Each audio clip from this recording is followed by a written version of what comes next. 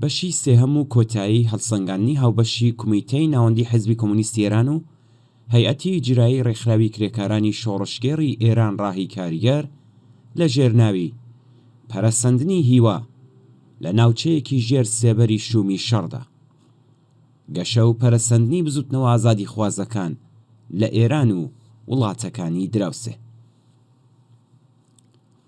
خاڵی شەشەم تورکیا لە بەردەم گۆڕانکاری سیاسی ئاڵنگاریەکانی سەرڕێگای ئەردۆغان. تورکیا لە گێژاوی قەیرانی سیاسی، ئابووری و کۆمەڵایەتیدا نقم بووە. دەستگیرکردنی ئەکرەم ئیمامئۆغڵو شارەوانی ئیستانبول و ڕکابەری سەرەکی سیاسی ڕەجەب تەیب ئەردۆغان بە تۆمەتی گەندەڵی دارایی چەخماخەی ناڕەزایەتیەکی بەرفراوانی لێداوە کە بە گەورەترین ئاڵنگاری دادەنرێت بۆ دەسەڵاتەکەی ئەردۆغان لە یەکدەهەی ڕابردوودا.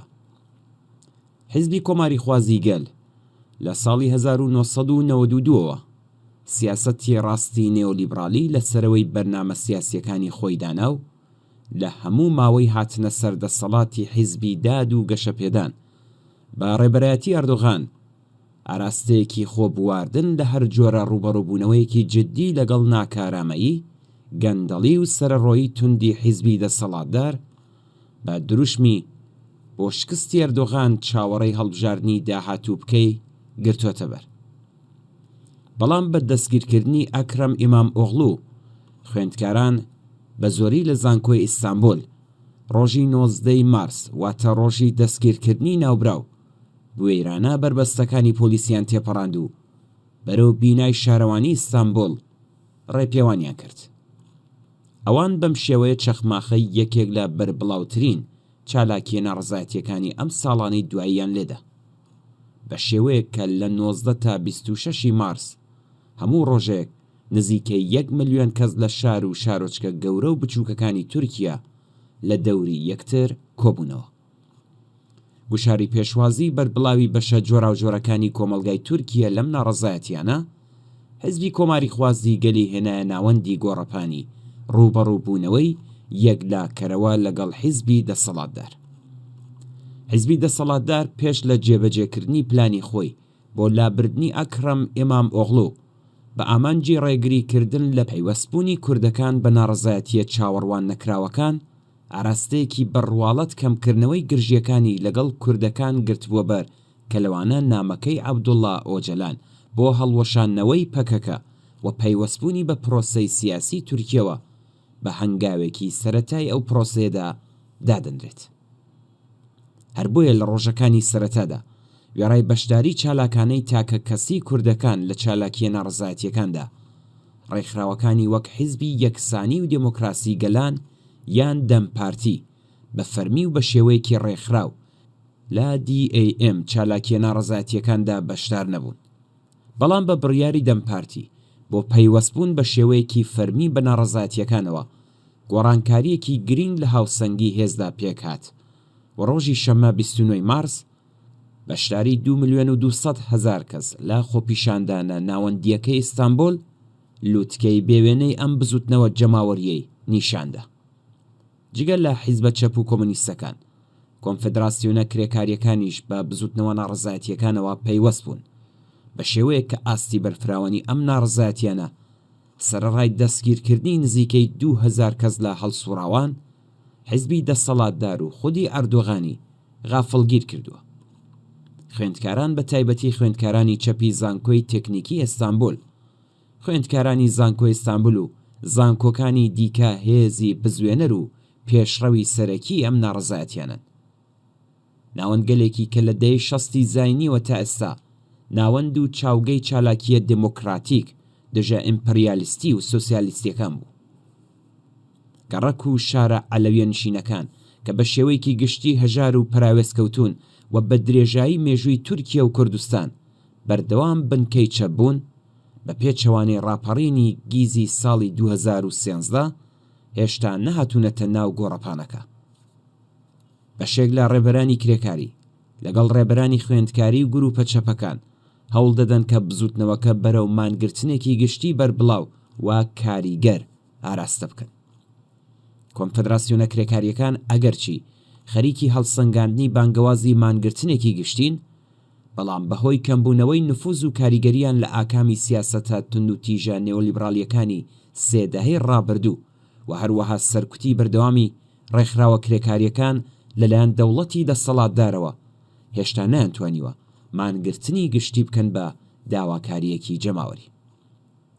ئەردۆغان سەرەڕای لاوازبوونی جێگە و پێگەی بەهۆی قەیرانەکانەوە هێشتا کۆنتڕۆلی دامەزراوە سەرەکیەکانی وەک دەسەڵاتی دادوەری، ئارتەش، پۆلیس، بیرۆکراسی دەوڵەتی و میدیاکانی لەبەردەستدایە کە بە سوودوەرگرتن لە کودەتا شکەست خواردووەکەی ساڵی 2016 هەموو دام و دەستگا دەوڵەتیەکانی تورکیای بە دەرکردنی دەیان هەزار کەس و دانانی کەسانی حیزبی و نزیک لە خۆی سەر لە نوێ ڕێخستوەتەوە.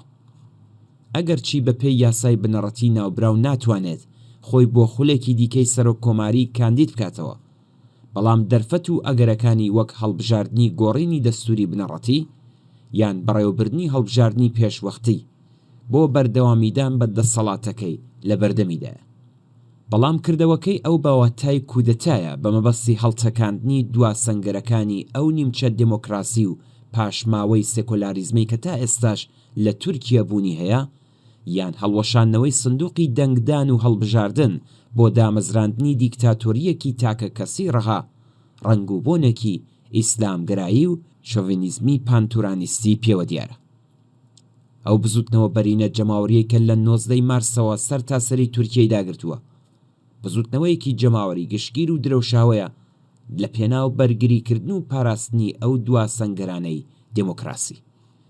بەڵام لەسەر بەستێنی ئەو دۆخە چینی کرێکار و کۆمەڵانی خەڵکی هەژاری ڕێکخراو بۆ پشتیوانی و هاوهەنگاوبوون لەگەڵ بزوتنەوەکانی خوێندکاری، بزوتنەوەی نەتەوە ژێردەستەکان و ژنان نەبوونەتە هێزێکی سەرەکی لەم بزوتنەوەیدا.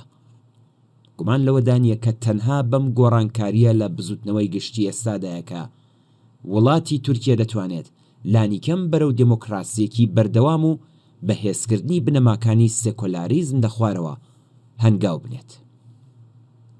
خاڵی حوتم، سووریا ڕاگەاندنی دامەزراندنی ئاشکرای دیکتاتۆریەکی ئیسلامگەرە بە پێکهێنانی حکوومەتێکی کاتی 5 ساڵە. سووریای ژێردەسەڵاتی تورکیا ئێستا بۆتە ئاوێنەیەکی باڵانوێنی ئامانج و مەبەستە سیاسیەکانی حیزبی داد و گەشەپێدان بە ڕێبەرایەتی ڕەجەب تەیب ئەردۆغان. پێکهاتەیەکی کە دەوڵەتی تورکیا بۆ سیستمی سیاسی داهاتووی سووریا بە ئەحمەد شەرعی پێشنیار کردووە، نوسخەی پێکهاتەی حکوومەتێکی دڵخوازی ئەردۆغانە کە کودەتاکەی 19 مارسی ناوبراو هەنگاوێکی سەرەتاییە بۆ جێبەجێکردنی. ڕاگەاندنی حکوومەتێکی کاتی 5 ساڵە بە پێکهاتەی سەرۆک کۆماری و یاسایەکی بنەڕەتی کاتی کە هەموو دەسەڵاتەکان دەخاتە بندەستی سەرۆک کۆمار هیچ شتێک نییە جگە لە ڕەسمیەتدان بە جێگرتنەوەی دیکتاتۆرێکی ئیسلامگەرای نوێ یان ئەحمەد شەرع لە جیاتی بەشار ئەسەد دیکتاتۆری ڕووخاوی بەعسی پێشووی ئەو وڵاتە. هەڵبەت بە مەبەستی شاردنەوەی ڕوخساری قێزەونی ئەم دیکتاتۆریە ژنێک و چەند کەس لە کەمایەتیەکانی کورد، عەلەوی و دروزی سووریا کە هیچ پەیوەندیەکی ئۆرگانیکی و ڕاستەقینەیان لەگەڵ کەمایەتیە پەیوەندیدارەکان نیە چوونەتە ناو کابینەکە. بەر لە داڕشتنی سەرڕۆیانەی ئەم یاسا بنەڕەتیە و ڕاگەیاندن و جێبەجێکردنی ڕێکەوتنێک لە نێوان دەوڵەتی ناوەندی بە ڕێبەرایەتی ئەحمەد شەرع و هێزەکانی سووریای دموکراتیک بۆ بەڕەسمیناسینی مافەکانی کوردەکان و کەمایەتیەکانی تر و هەروەها تێکەڵاوکردنی پێکهاتەیی هێزی سەربازی کوردەکان لەگەڵ ئارتەشی سووریا ئەنجام درابوو. کەواتە سروشتی بوو کە دوای بەفەرمی ڕاگەاندنی ئەم دیکتاتۆریە نوێیە هێزەکانی سووریای دموکراتیک ڕایبگەێنن کە ئەو یاسا بنەڕەتیە نوێیە ڕەت دەکەنەوە.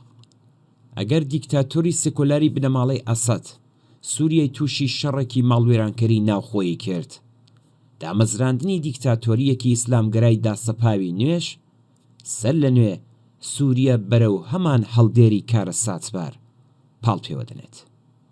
بڕوخێ ڕژیمی کۆماری ئیسلامی بژی شۆڕشی کۆمەڵانی خەڵکی ئێران، بژی ئازادی، دموکراسی و سۆسیالیسم. هەیئەتی ئیجرایی ڕێکخراوی کرێکارانی شۆڕشگێڕی ئێران ڕاهی کاریگەر و کۆمیتەی ناوەندی حیزبی کۆمونیستی ئێران شەمە 16 خاکەلەوەی 1404 بەرامبەر بە 5 ئاپریلی 2025.